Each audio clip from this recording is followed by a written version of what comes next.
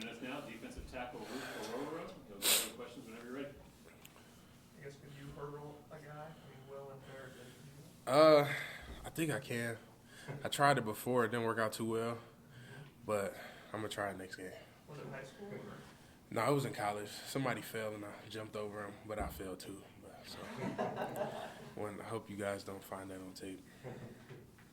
Wes said that the defense went back on the attack this week. Was that fun to get back out there and take the game to the offense rather than wait for them to dictate? Yeah, it was fun just, shifting the mindset. Just we wanted to, go out there and dominate and just play to the best of our abilities. And we just, set a goal as a defense just to start playing free and just not worrying about anything and just let everything fall where it falls. And so that's what we did. We went out there and just played free. Everybody played free and, it turned out pretty good. So I hope we're going to keep doing that these next couple of games. I mean, coming back from Notre Dame, it must have been very, a relief and happiness to have an effort like you did against Louisville to kind of put that Notre Dame game behind you. Yeah, it was good to get back on track. Life is tough. Things don't go the way you always want it to go. And so it's your choice to let it knock you to your knees or, respond to adversity, react or respond. And so as a defense, I feel we responded. And as a team, we responded. The team played pretty well. And so, it's good to get back on track and now this thing's rolling and, full steam ahead. You do think that you guys can keep on rolling? Have you seen a lot out of Miami so far? And what do you think the challenge will be for you guys this week? I feel as though everything's internal. We're inside out. So if we play to our standard, then, everything will, happen the way it's supposed to happen. And just most excited to see Frank Latson, my old teammate. Haven't seen him in a while, so I'm really excited for that. Even though they're 5-5, still Miami. Yeah. Does that bring a little bit of juice to the Yeah, I mean, equation? it's college football, man. Anybody can beat anybody on any given day. Yeah. And so, we try to prepare like it's the national championship or it's the biggest game of the year because it's the next one. So we'll just prepare the same way we've been preparing and put our best foot forward and put the Louisville game behind us today and start focusing on Miami and the task at hand. Coach, when you said Bryan Bresse maybe his best game, was it good to see him? Yeah, it was. Be a little bit more like Ryan. Yeah, it's so good to see him back out there. I feed off his energy, and when he got the sack, I knew he was going to get the sack. Before he got the sack, I just called it, and he got a sack, and it's just good to see him back out there, starting to get his feet back under him. It's been a tough couple weeks for him. He's a tough guy, and so I'm just really happy to see everything working out the way it's supposed to work out for him. In terms of your own performance, how would you assess how you did against Louisville? I think I did fairly well. It's a lot more on the table that I could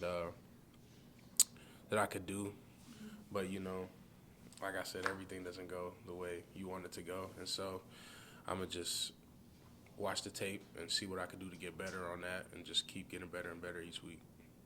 I think you said you knew that Bryan was going to get the sack on that play. It was Barrett blitzing. It was kind of a twist, right? Yeah, it's just the play call, and once we got the O-line to slide the way we wanted them to slide, and I just knew we had them. Somebody was going to get it, and the way the play was designed, I thought Bryan was going to be the one to come free, so yeah, he did come free.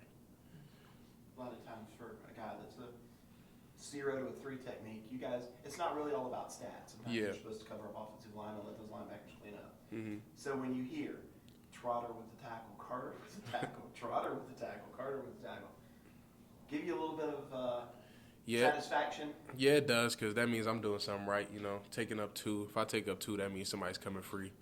And so I'll take up 2 all day if my teammates get to eat behind me and just do what's best for the team. So it gives me a little satisfaction.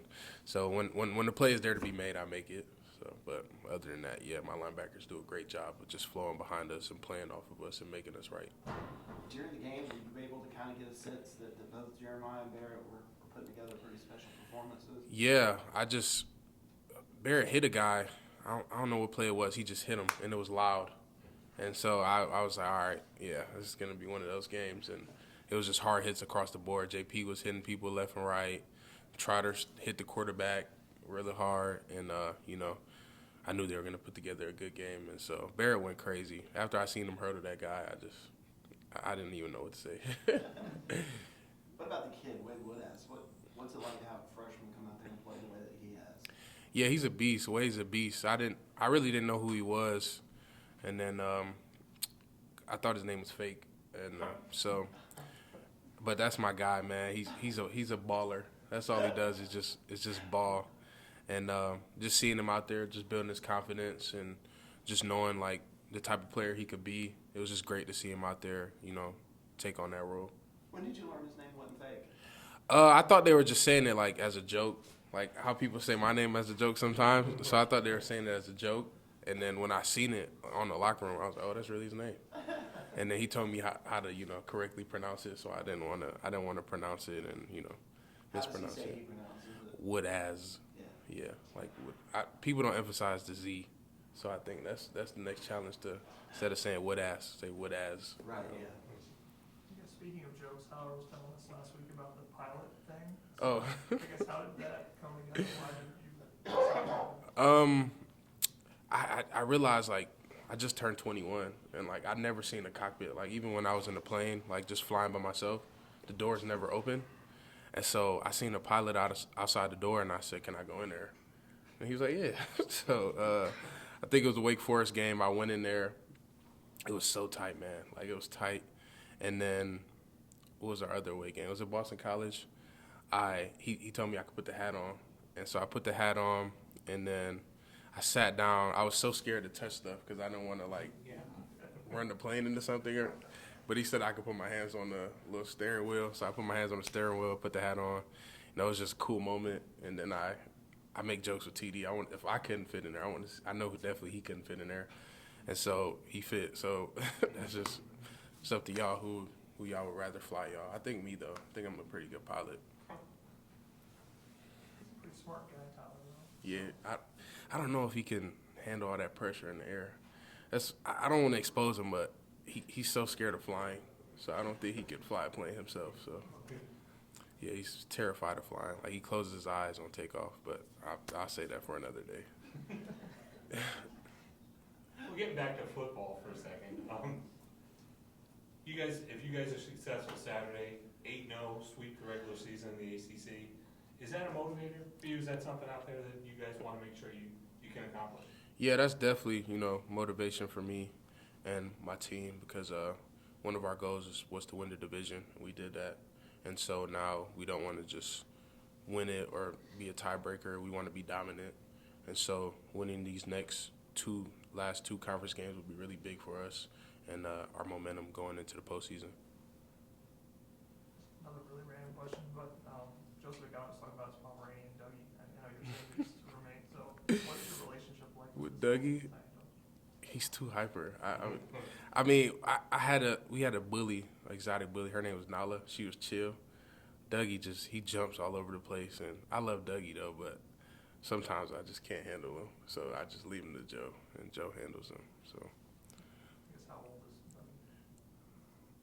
he's like 10 months. Yeah, he's crazy. Like, he's actually crazy. That's a crazy dog. But yeah, I love him to death. He jumps on me every time I come home, so it's something to look forward to after practice. Any questions for Ruke from Zoom? If you can see. Anybody else in the room? All right, thanks, Ruke. Thank you. Y'all have a blessed day. Thanks, Rude. Does the outfit come